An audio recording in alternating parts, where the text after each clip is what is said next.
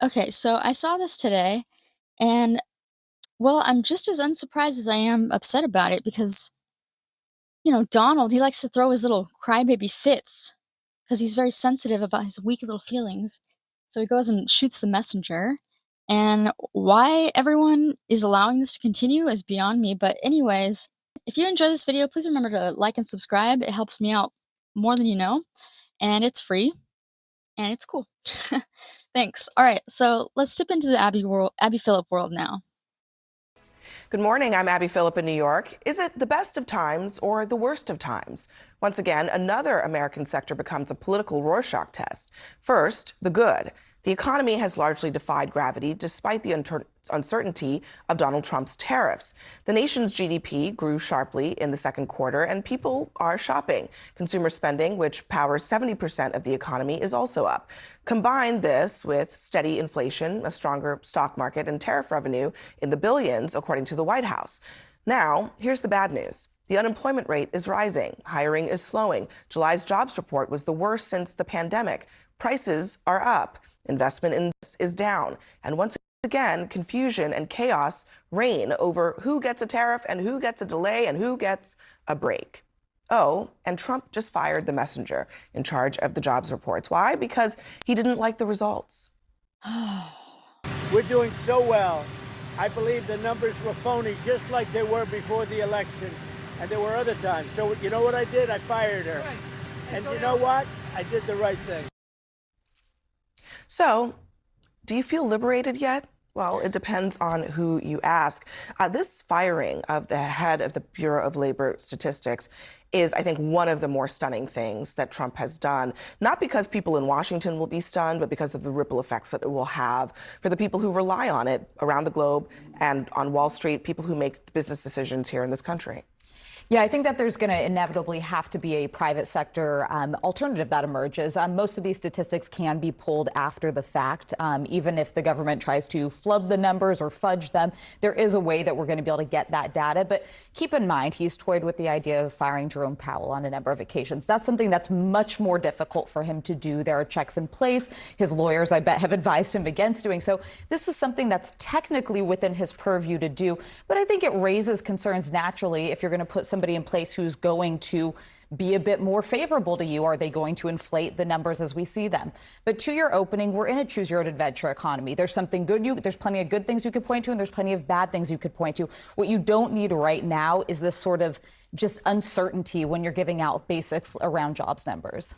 I mean, just 2 days ago, Howard Lutnick was saying, GDP surged to 3%, and the Trump economy has officially arrived. Biden's first quarter is behind us, and growth is already accelerating. So the only thing that's really changed is Trump's mood. Yeah.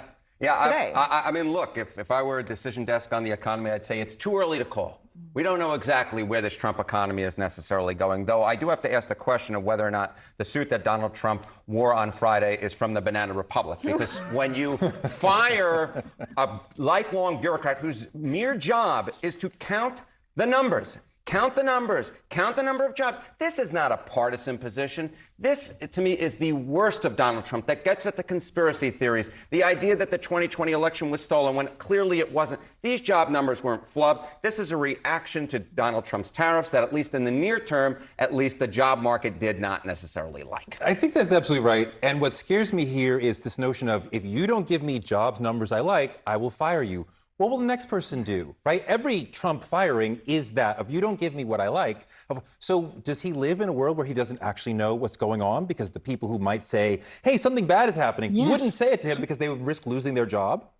Look, it is well within his purview to make this decision to fire the jobs person. It's well within purview to do it. And look, they had to make adjustments to the jobs numbers for the prior months. There were some adjustments that had to be made about a year ago in August. So when you look at it over time, it's within his purview to do it. If he doesn't have confidence in the person, he has a right to fire them. In other words, elections have consequences. So in other words, if he doesn't like the results that the person is producing, he can fire remember, them. there was an adjustment in the results. The results weren't right. That doesn't mean that the director was But wrong. This also isn't going to give him the solution he wants, because the reality is, and we said this all leading up to the election, you can give people whatever stats you want about the economy. How they feel is going to dictate their feelings. Heading into the midterms, if people they know are struggling, struggling to find jobs, if they've been laid off, if unemployment is up, they're going to know that regardless of what the Bureau of Labor Statistics That's true. says. It also is true that revisions happen.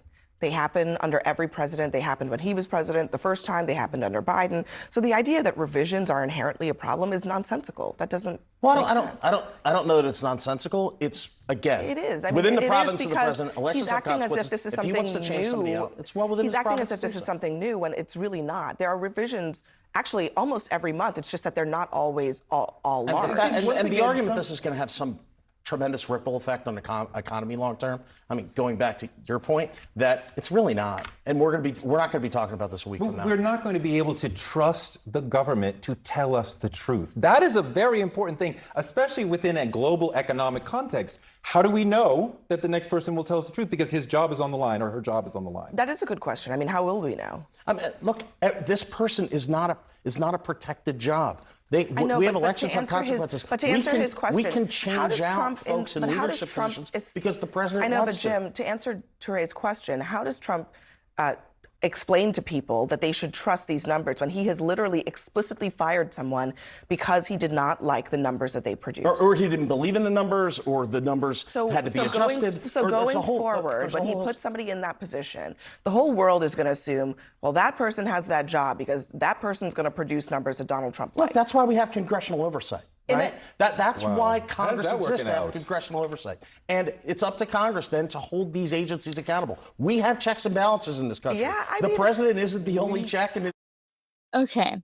Trump's expanded executive authority coupled with limited congressional resistance. Haven't you noticed, like, Congress has been like a zoo lately? Okay, this means that checks and balances are eroding. And as a result, like, real constraint now depends more on the courts, which I don't have too much hope in, and public pressure, rather than institutional resistance. So his argument is weak, of course. I mean, as any argument defending Trump is, always. It's not the only balance. It's just interesting that Trump is sort of devoid of agency in this situation, as if he doesn't have the power to exert some kind of modicum of self-control in this moment. Donald Trump can do a lot of things as president. The presidency is vested in enormous powers. But just because you can do something doesn't mean you should do something. Right. And in this particular case, I am somebody who studies stats. And, you know, I give Donald Trump, I think, a very fair shake. I give all sides, I think, a pretty fair shake. But it is reliant on the numbers being reliable. And when you make moves like this, you see a little bit of doubt that the numbers going forward with whomever is put in charge of the BLS, all of a sudden, at least in terms of numbers, that they are not nearly what they should be. And that's a very key point, because if you put somebody in who's just a diehard Trump loyalist and suddenly you start seeing off-the-charts numbers that just don't reflect the reality of the economy, Americans are not going to believe it. But we do live in such a polarized environment right now that about half the country is going to be like, yeah, I don't trust a Biden appointee, put in a Trump person. And the other half is going to be like, this is unprecedented. You're firing a bureaucrat who's not a partisan. So I think either way you're going to have a lack of trust, but I do think there's a way that the numbers should. But your other point is trust the bureaucracy. Are we going to sit around this table and say that people in this country trust career bureaucrats at this point? First of all, I don't think that's the case. For the last however many years, okay, everybody gets the jobs numbers on the first Friday of the month, and they digest them. But the more important thing about jobs numbers, I mean, yes, everybody understands the economy based on their own personal economy, what's happening in their families and their communities. But government entities, businesses make decisions based on these official numbers. They matter because they are tied to something. So when they go away, I mean, we already have private sector numbers. ADP produces numbers, but the reason we have government numbers is because we have government entities that make decisions based on those numbers. When that goes away, what do we have? And are we going to sit around this table and say that government always gets it right? Government the bureaucrats always get it right? That we trust everything the bureaucracy Well, let me go back to what Harry Enton said. There's no way the American people Let me go back believe to what Harry Enton said at the beginning. What makes the United States different from the Banana Republic or the Soviet Union or whatever it is that actually, that over many decades, we've created a system in which people believe, not just us as Americans, but around the world, that American statistics and numbers and facts are generally reliable. And when that goes away, That's the part that I think that is But you're uncharted presupposing territory. it's going to go away just because we change out the person. I'm just in the job. asking. I mean, I'm asking the question. that's what I'm saying. What's Trump- the criteria by which Donald Trump's going to pick that new person in that slot? I think the ongoing attack on truth that we see from Trump will have a global impact of we cannot trust the United States. We don't know what they're saying is true. Exactly. And you know, I was waiting for the part about what there is to do about it, like for us. Like, tell us what to do about it. I think we need to start normalizing strategy and suggestions and, like, advice.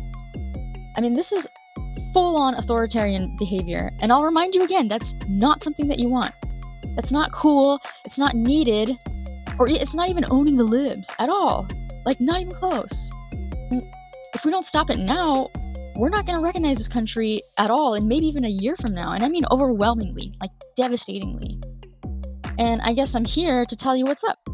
So here's what we do. Real things that work. Stay educated, not agitated.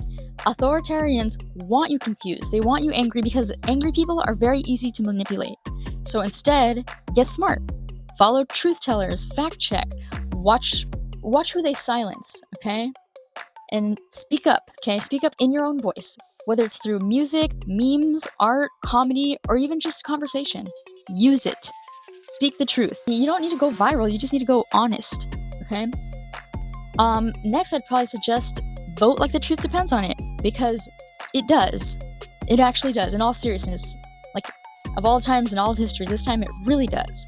Local races choose who counts the votes. State races decide who certifies them. You're not just voting for policies, you're voting for whether truth matters, whether truth still matters. And don't just share outrage. I know it gets all the views, and I know that, like, it's all the whatever, it gets whatever else, but at a time like this, it's very important to share strategy. Outrage is easy. Strategy is power. Help people know what to do. Register, organize, donate, turn scrolling into action. Another thing is we have to protect people who protect us. The people who are protecting us, like truth tellers, I don't know, journalists, whistleblowers, election workers, scientists. I mean, all those type of people. We need to protect them because they're protecting us. Public servants, the fact checkers. They're the last guardrails of democracy, and if they fall, we all fall. And, you know, I have to say that this moment may not be entirely hopeless, but it is urgent. And you don't beat authoritarianism with one big speech. You beat it with a million small choices, and repeated, loudly, consistently, and together. So even though I totally did feel powerless when I first heard this, it's important to realize that we are not powerless. Okay, we're waiting. I think it's like we're just waiting for each other to act. So I think we should start acting. Speak up, show up, refuse to be gaslit. Now's the time.